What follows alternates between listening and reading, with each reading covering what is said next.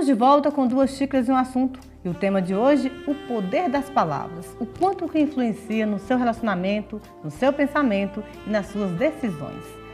Antônio, falávamos no bloco anterior sobre essa questão, como o poder influencia realmente naquilo que fazemos, naquilo que pensamos e como agimos. Pais e filhos agora. Como que o pai, como que a mãe, como que um adulto que lida com criança, com adolescente, pode usar a seu favor o poder das palavras na educação dos filhos? Nós precisamos lembrar que as palavras, praticamente todas as palavras que são emitidas, causam um efeito nas pessoas ou no ambiente ao redor. A gente costuma dizer que Deus fez o mundo a partir das palavras, né? Na Bíblia diz, o verbo se fez carne, o verbo é uma palavra.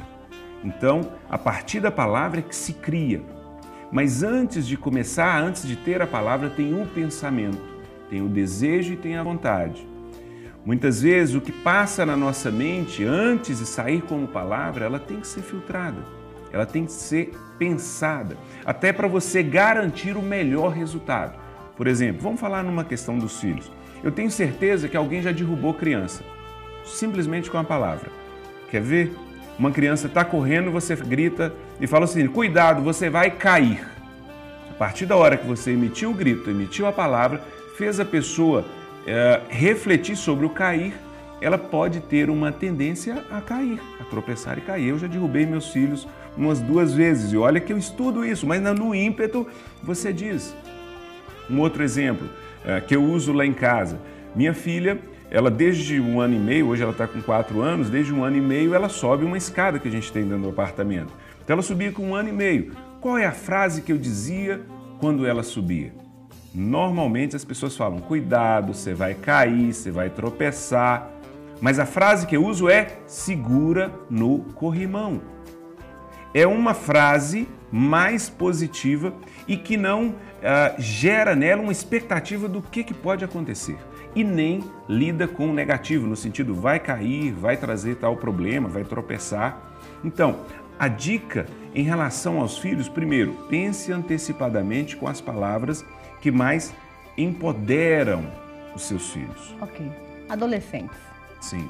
O problema maior que os pais têm geralmente, tem a questão de estudo e a questão de obediência mesmo. Como que um pai ou uma mãe ou um adulto convive com um adolescente pode modificar esse meio a seu favor? Sim.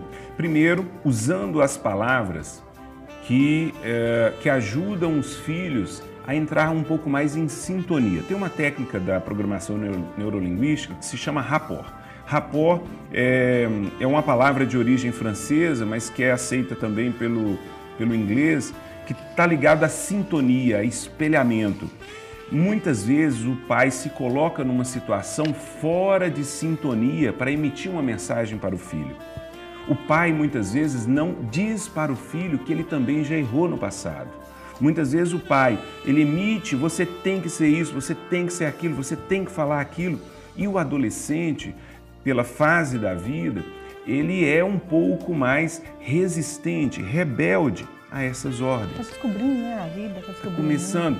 E na adolescência que ele descobre que o pai dele não é o super-herói que ele imaginava na infância.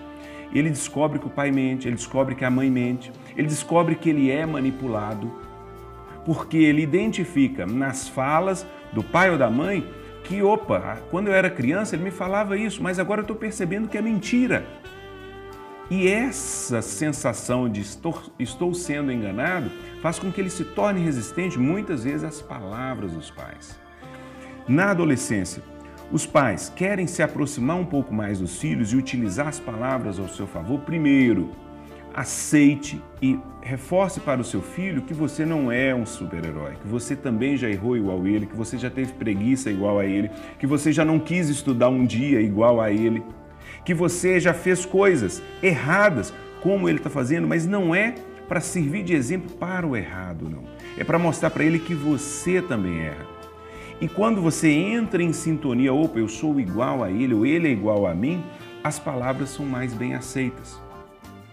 Palavras de amor, palavras de elogio sempre são bem-vindas. E na adolescência, muitas vezes o pai ou a mãe se apega com o que ele fez de errado ou o que ele deixou de fazer de certo. E aí vai repetindo, falando. Qual a mãe que nunca disse uma frase mais ou menos igual a essa? Eu já falei para esse menino mais de 1000 vezes. Se a mãe está falando mais de 1000 vezes uma mesma coisa, quem que está errada? É a mãe. Porque ela teria que, no mínimo, mudar a frase para achar uma outra forma. Se uma forma de falar não resolveu, vamos pensar numa segunda e numa terceira. Então, principalmente nesse período, que é um período crítico, não só para os pais, mas também para os adolescentes, coloque-se, pais, coloque-se no lugar dos filhos e coloque palavras para você entrar em sintonia. Como entra em sintonia? Falando que erra também, falando que já passou por aquilo que o filho passou também e falando palavras boas, amigas, firmes, mas ao mesmo tempo que aproxima o pai do filho ou a mãe do filho. Ok, relacionamento agora. Onde impera o ciúme? Como que o cônjuge, né, pode resolver essa situação a seu favor, usando palavras positivas ou o poder das palavras para mudar o conceito de ciúme da outra pessoa que ele tanto ama? Sim. Muitas vezes o ciúme, ele está ligado àquele comportamento, aquele hábito, o hábito do ciúme, porque o pensamento, ele também é um hábito. A gente vai pensando uma determinada coisa até um determinado momento que aquilo virou um hábito. Tudo que acontece, a gente coloca aquele pensamento e esse hábito ele pode ser mudado, ele precisa ser mudado. Como que se muda esse hábito do pensar?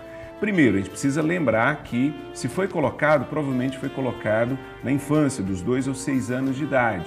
Talvez em algum momento, e aí vem uma dica para os pais, evitem colocar um filho contra o outro, mais ou menos assim, olha, eu gosto mais do seu irmão ou o seu irmão é mais inteligente que você. Evitem essas palavras, porque isso vai ser um start para o ciúme de uma pessoa ciumenta mais no futuro, que vai marcar e vai trazer um hábito para o pensamento dele.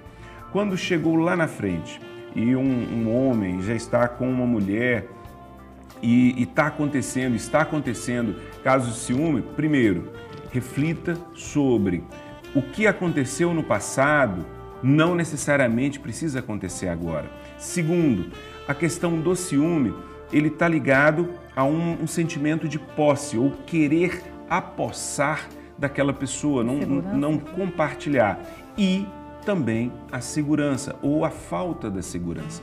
Se você está sofrendo porque a outra pessoa está tendo ciúme com você, dê mais segurança. E como que você dá mais segurança? Através das palavras. Emita palavras que tragam segurança para a pessoa, como eu te amo, com palavras, vou estar sempre com você, palavras que deem um pouco mais de conforto e segurança para a pessoa. Os próprios gestos, quando você estiver dizendo, para quem é o ciumento ou é a ciumenta, demonstre para a pessoa, nem que seja por palavras, olha, estou inseguro nesse ponto, para que a pessoa te ajude. Muitas vezes a pessoa ciumenta, ela quer ciumenta, mas não quer demonstrar ciúme e sofre sozinha. Por que não ser trabalhado e pensado junto? Então, a dica em relação a isso, principalmente no relacionamento e quem trabalha e quem pensa muito em relação a ciúmes primeiro, admita que o ciúme não é bom. Essa é a primeira coisa. Segundo, peça ajuda. Olha, eu quero me livrar disso, então eu quero estar mais tranquilo e mais segura. E terceiro, trabalhar mesmo com palavras que deem para outra pessoa o que a outra pessoa precisa. Se é segurança, fale palavras mais de segurança, como eu te amo, eu quero estar sempre com você, coisas desse tipo. Ok, estão gostando? Nós vamos a um rápido intervalo e voltaremos em instantes.